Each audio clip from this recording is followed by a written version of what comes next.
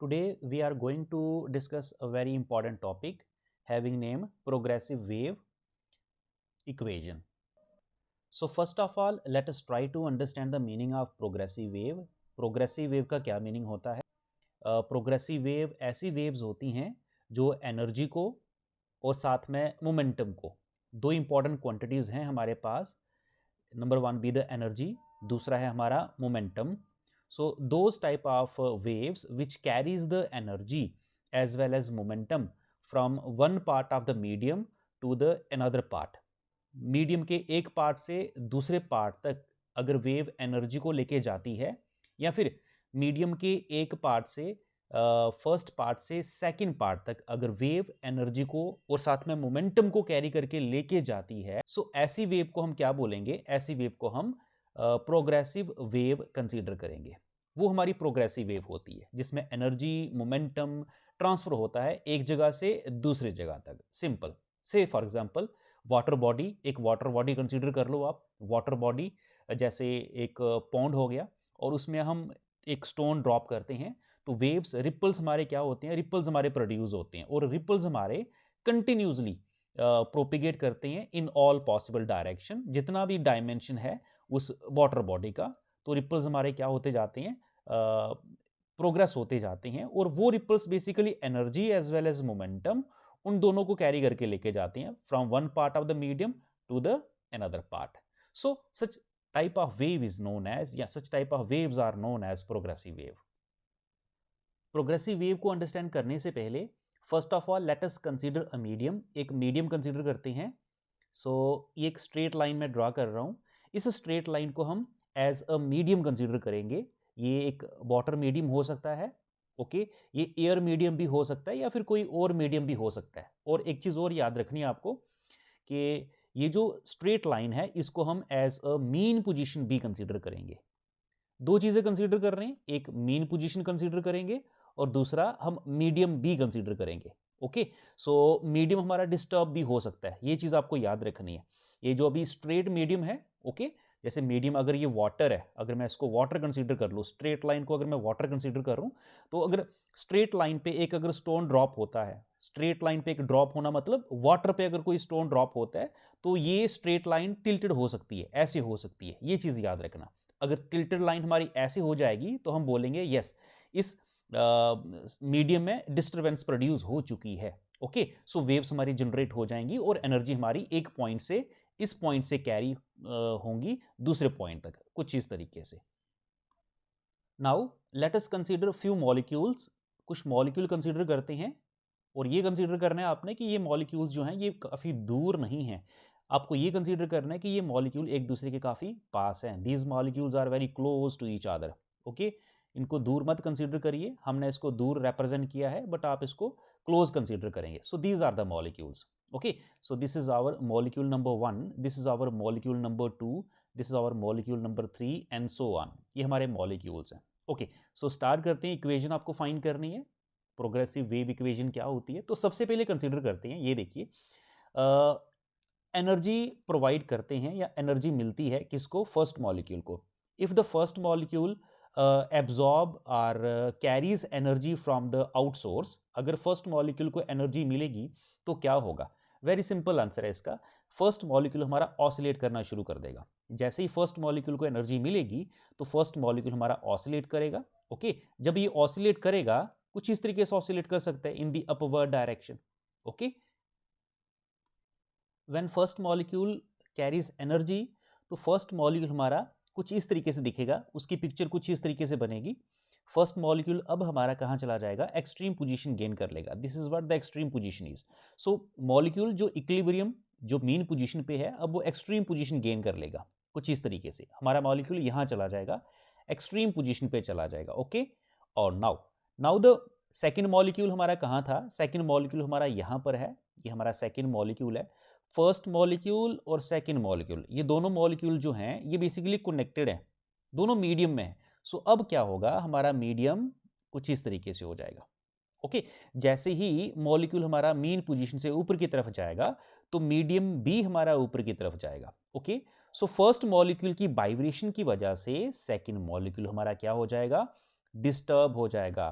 इसको भी एनर्जी मिल जाएगी। ओके, सो आगे क्या होगा वो हम आगे डिस्कस करेंगे, but for the time being आप ये कंसीडर करिए कि फर्स्ट मॉलिक्यूल इनिशियली हमारा इक्विलिब्रियम पोजीशन पे था, मीन पोजीशन पे था, उसको एनर्जी मिलती है, वो एक्सट्रीम पोजीशन पे चला जाता है। ओके, देन देयर आफ्टर वो वापिस अपनी ही पोजीशन पे ऑसिलेट करेगा, तो फिर नेक्स्ट एक्सट्रीम पोजीशन पे ये upward extreme position and then downward extreme position पे आएगा ये, और जब ये डाउनवर्ड एक्सट्रीम पोजीशन पे आएगा तो मीडियम हम कुछ ऐसे रिप्रेजेंट करेंगे, टिल्टेड मीडियम हो जाएगा, मीडियम हमारा डिस्टर्ब हो जाएगा। ओके, सो ये इसी तरीके से क्या करता रहेगा, ऑसिलेट करता रहेगा अपनी मीन पोजीशन पे। Molecule number 1 up and down, to and fro, back and forth. Okay, अगर ये up and down, to and fro, back and forth motion process करेगा तो ये मोशन कैसा होगा, we call such type of motion as simple harmonic motion. Okay, so simple harmonic motion में molecule की जो डिस्प्लेसमेंट होती है उसकी डिस्प्लेसमेंट को हम कैसे रिप्रेजेंट करते हैं, with the help of displacement equation. तो डिस्प्लेसमेंट इक्वेशन क्या है ये देखिए, so here we have the displacement equation of the molecule is a sine of omega t. This is what the displacement equation is. याद रखें कि what is a be the amplitude of oscillation.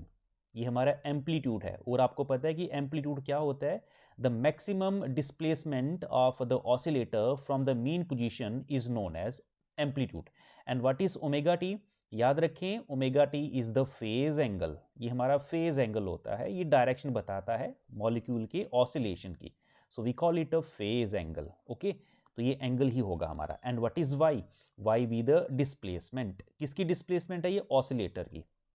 So this is our displacement, इसको हम displacement consider करते हैं, तो ये हमारी इक्वेशन आ जाएगी। Okay, next now let's understand the motion of the molecule number 2। अब मॉलिक्यूल नंबर 2 का मोशन थोड़ा सा अंडरस्टैंड कर लेते हैं। ये मान के चलते हैं कि मॉलिक्यूल 2 हमारा एट ए डिस्टेंस x है फ्रॉम द मॉलिक्यूल नंबर 1। ये मॉलिक्यूल 1 से x डिस्टेंस दूर है, मॉलिक्यूल नंबर हमारा 2। ओके, नाउ मॉलिक्यूल नंबर 2 क्या ये डिस्प्लेस करेगा, यस, आंसर इज यस, ये भी डिस्प्लेसमेंट शो करेगा। क्यों डिस्प्लेसमेंट शो करेगा, क्योंकि फर्स्ट मॉलिक्यूल जब ऑसिलेट करेगा तो फर्स्ट मॉलिक्यूल हमारा मीडियम को डिस्टर्ब कर देगा, ये मीडियम को क्या कर देगा, डिस्टर्ब कर देगा। ये हमारा मीडियम है, ये डिस्टर्ब हो चुका है, तो सेकंड मॉलिक्यूल तक एनर्जी मिलेगी, तो सेकंड मॉलिक्यूल भी अब क्या करना शुरू कर देगा, ऑसिलेट करना शुरू कर देगा।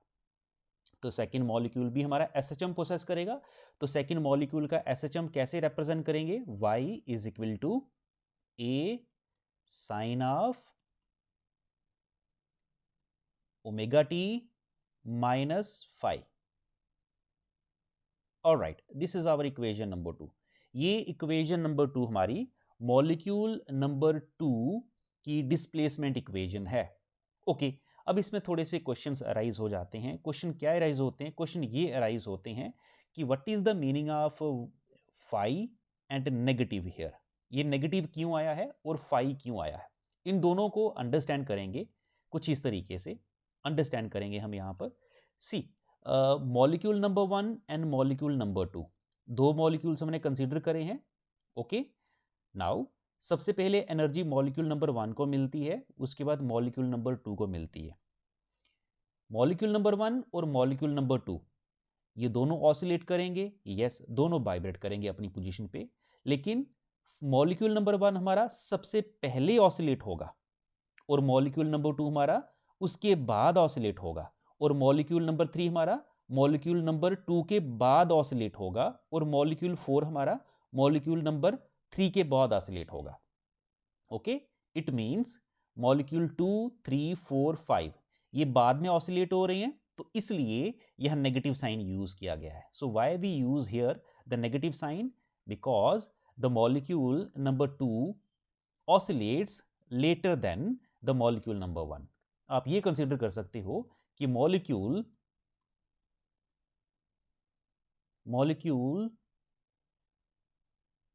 2 etc lags behind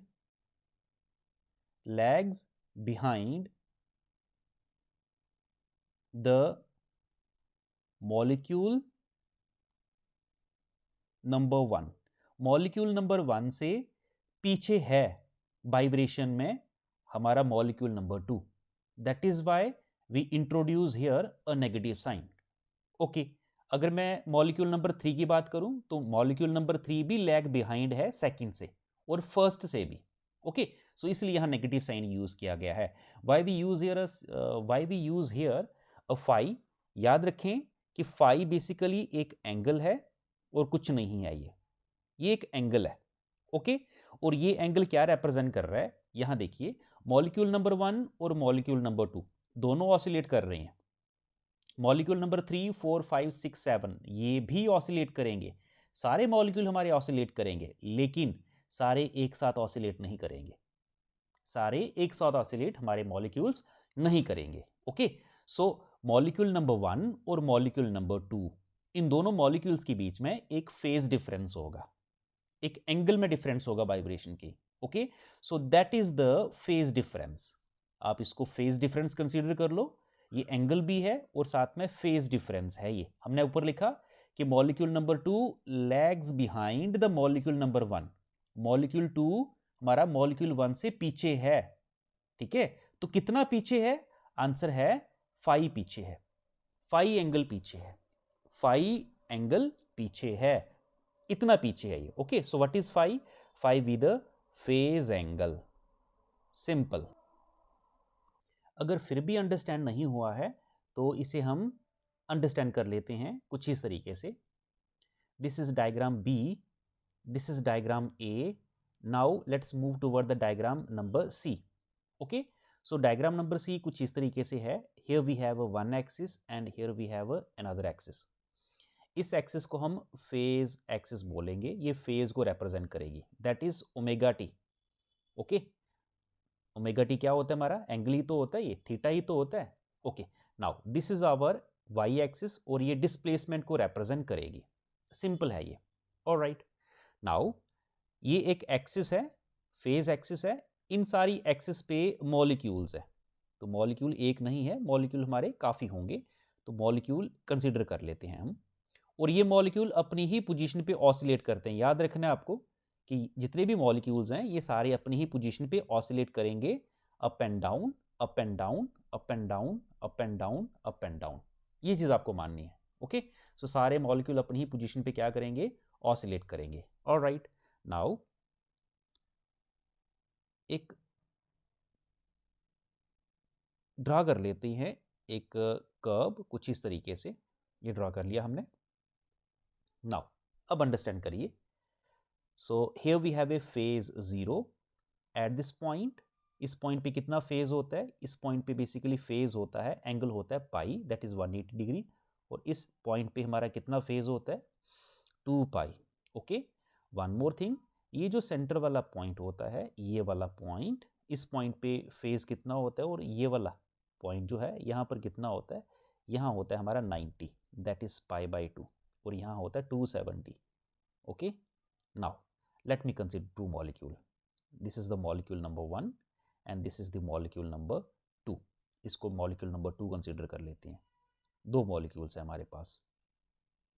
See, this is the molecule number 1 and this is the molecule number 2। दो molecule हमने consider कर लिए हैं। सबसे पहले molecule number 1 हमारा oscillate करेगा, ओके, और molecule number 2 हमारा बाद में oscillate करेगा। तो molecule number 1 की equation कौन सी है? equation number 1 हमारी molecule number 1 की equation है, और मॉलिक्यूल नंबर 2 की इक्वेशन हमारी कौन सी आ जाएगी?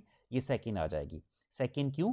देखिए मॉलिक्यूल 2 बाद में ऑसिलेट कर रहा है, इसलिए इसमें नेगेटिव साइन है। और कितना पीछे है ये देखिए, अगर मैं फर्स्ट मॉलिक्यूल की बात करूं तो आप मुझे बता सकते हो कि फर्स्ट मॉलिक्यूल का एंगल कितना है? यस। और सेकंड मॉलिक्यूल का एंगल कितना है? क्या दोनों सेम एंगल पे वाइब्रेट कर रही हैं? नहीं, बिल्कुल नहीं। इनके बीच में एक 90 डिग्री का एंगल है, दिस वन, और ये 90 से कम है। फर्स्ट मॉलिक्यूल हमारा 90 डिग्री से कम है और ये 90 डिग्री से ज़्यादा है। ओके, सो फर्स्ट मॉलिक्यूल को अगर हम कंसीडर कर ले, ऐसे रफली एंगल कंसीडर करें, तो ये हम अगर 60 कंसीडर कर लें, फर्स्ट मॉलिक्यूल का एंगल कितना है, फेज कितना है? 60 डिग्री, और सेकंड का कितना है? 90 से ऊपर है, इसको हम 100 कंसीडर कर लेते हैं, 100 डिग्री। वन मोर थिंग, एक और इम्पॉर्टेंट रिलेशन है हमारे पास, दैट इज़ फाई, इसको हम फेज बोलेंगे, which is equal to 2 pi by lambda into x. ये हमारा इम्पॉर्टेंट रिलेशन है। इसको हम बोलते हैं रिलेशन बिटवीन टू क्वांटिटीज, दो क्वांटिटी के बीच में रिलेशन है ये। कौन कौन सी क्वांटिटी? पहली है phase difference, phase, relation between phase and path difference. दो इंपॉर्टेंट क्वांटिटीज हैं, एक फेज डिफरेंस है और दूसरा है पाथ डिफरेंस। ओके, सो हम पाथ डिफरेंस को x कंसीडर कर लेते हैं और फेज डिफरेंस को हम फाई कंसीडर कर लेते हैं। बेसिकली डेल्टा फाई और डेल्टा एक्स होना चाहिए, बट हम फाई और एक्स यहाँ कंसीडर कर रहे हैं। आप मान के चलो कि ये रिलेशन है हमारा पाथ डिफरेंस और फेज डिफरेंस के बीच में, तो इसको यूज़ करेंगे हम सेकेंड में। वन मोर थिंग, एक और इम्पॉर्टेंट क्वांटिटी है, वो हम बाद में यूज़ करेंगे, पहले इसको यूज़ कर लेते हैं सेकेंड में। तो इक्वेशन सेकेंड क्या हो जाएगी हमारी? Equation second will be y is equal to a sine of omega T minus phi की जगह पे यूज़ करोगे आप 2 pi by lambda into x. एक चीज़ और याद रखनी है, क्या? कि 2 पाई बाय लैम्डा जो है ये एक न्यू नंबर होता है हमारे पास, इसको k से डिनोट करते हैं हम, और इसको बोलते हैं angular wave number. That is our angular wave number. ये हमारा एंगुलर वेव नंबर है और कुछ नहीं है, इसको k से डिनोट करते हैं। ओके, सो यहाँ जो 2 पाई बाय लैम्डा मैंने लिखा हुआ है, we can replace this with किससे? k से रिप्लेस कर सकते हैं। Okay, so therefore y is equal to a sine of omega T minus के X. So this is what, this is the required relation. ये हमारा रिलेशन है जो हमें चाहिए था और हमने डिराइव कर लिया। Okay, so a sine of omega T minus के एक्स। एक चीज़ आपको याद रखनी है कि इस केस में ये जो इक्वेशन है, ये इक्वेशन आपको ये बताती है कि वेव प्रोपेगेट्स, किस तरफ वेव प्रोपेगेट कर रही है? Wave propagate along positive direction of x-axis, along positive x-axis। Wave हमारी along the positive x-axis की तरफ मूव कर रही है। ओके ओके, सिमिलरली अगर इस तरीके से वेव होती, यहाँ स्पेस है तो मैं यहाँ लिख देता हूँ, यहाँ पर y is equal to a sine of omega t plus k x. Okay, अगर इस टाइप की कोई वेव इक्वेशन होती तो ये वेव इक्वेशन क्या रिप्रेजेंट कर रही है? This wave equation basically representing that wave propagate along which direction? Wave हमारी प्रोपेगेट कर रही है अलोंग नेगेटिव एक्स एक्सिस।